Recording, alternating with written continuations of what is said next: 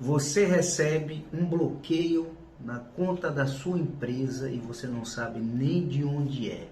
E depois você descobre que se trata de uma execução fiscal que foi instaurada contra a sua empresa. O que você deve fazer?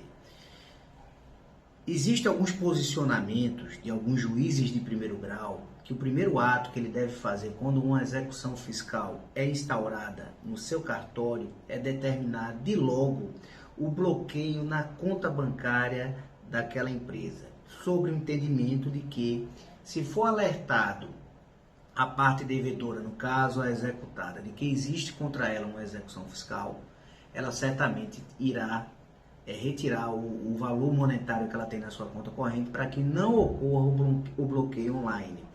Esse entendimento, de uma certa forma, é até verdadeiro, porque se você sabe que existe uma execução fiscal contra você e que existe a possibilidade de apenas um clique do juiz no seu computador bloquear todas as suas contas bancárias, evidentemente que você não vai deixar o dinheiro em conta, não é?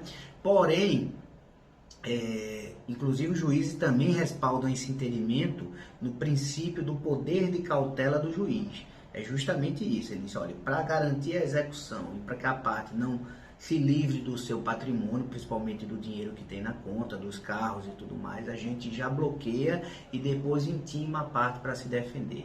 Porém, isso não é, do ponto de vista legal, permitido. Tá? Existe também correntes até no TRF daqui da primeira região, da quinta região, que permitem esse bloqueio, tá? Mas hoje, graças a Deus, esse posicionamento inclusive está diminuindo. E você é empresário e recebe um bloqueio de sua conta bancária. O que é que você deve fazer? Contratar um advogado, e esse advogado deve tomar ciência daquela decisão que determinou o bloqueio e entrar com um recurso para o tribunal chamado agravo de instrumento.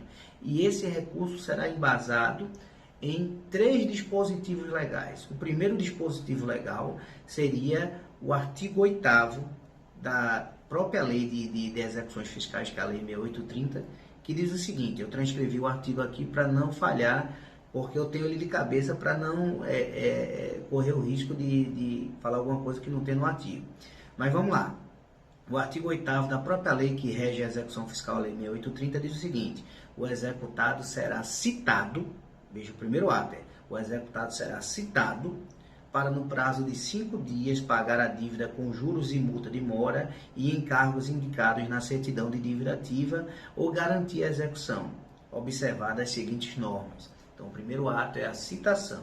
O artigo 185-A do Código Tributário Nacional, que estabelece a penhora online, inclusive pelos meios eletrônicos, certo? Que também foi uma inovação, determina o seguinte: na hipótese de o devedor tributário devidamente citado, então ele tem que ser citado, não pagar nem apresentar bens à penhora no prazo legal e não forem encontrados bens penhoráveis, o juiz determinará a indisponibilidade de seus bens e direitos, comunicando a decisão preferencialmente por meio eletrônico aos órgãos e entidades que promovem registros de transferência de bens, Banco Central, Detran, essas coisas todas, né? Corretora de valores e por aí vai. Especialmente ao registro público de imóveis e às autoridades supervisoras do mercado bancário e do mercado de capitais, a fim de que, no âmbito de suas atribuições, façam cumprir a ordem judicial. Então, na hipótese do devedor devidamente citado, da mesma forma, fala que deve ser citado primeiramente.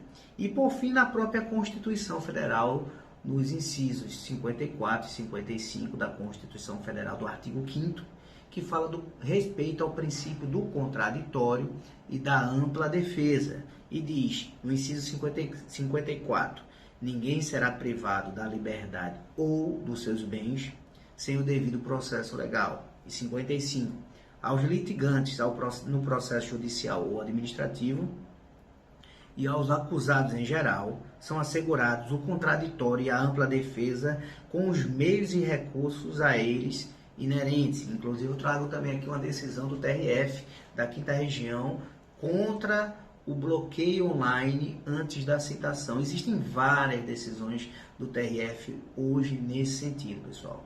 Então é isso. Se você se deparar com um bloqueio na sua conta bancária antes da sua citação, que acontece com muita frequência perante os juízes de primeiro grau aqui, entre com recurso, procure um advogado, entre com recurso, se embase nesses artigos, nos posicionamentos jurisprudenciais, que eu acredito que a chance de você conseguir desbloquear para começar a se defender depois na execução é mais de 80%, tá? Eu quero falar para os amigos aqui que no dia 9 lançaremos o nosso curso voltado a execuções fiscais, como se tornar um especialista em execução fiscal, tá? Embasado neste livro que eu já lancei também, tá? Seja um mestre das execuções fiscais, o nome desse livro é Como se tornar um especialista em execução fiscal, seja um mestre das execuções fiscais, onde eu vou passar nesse curso a minha experiência de 20 anos, na verdade são quase 25 anos, tá, pessoal? Porque a gente não quer dizer um pouco a nossa idade, né? Apesar de ser jovem, mas a minha experiência de 25 anos atuando em execuções fiscais, a maioria inclusive de valores milionários, tá? Acima até dos 10 milhões de reais. Tá certo? Tudo isso eu vou passar no curso, analisando artigo por artigo, inciso por inciso da Lei 6830, trazendo 7 modelos de petições envolvendo cobranças de várias de impostos diferentes, onde você já terá a petição pronta depois do curso para dar entrada, cobrar os seus honorários, já ganhar dinheiro, começar a ganhar dinheiro.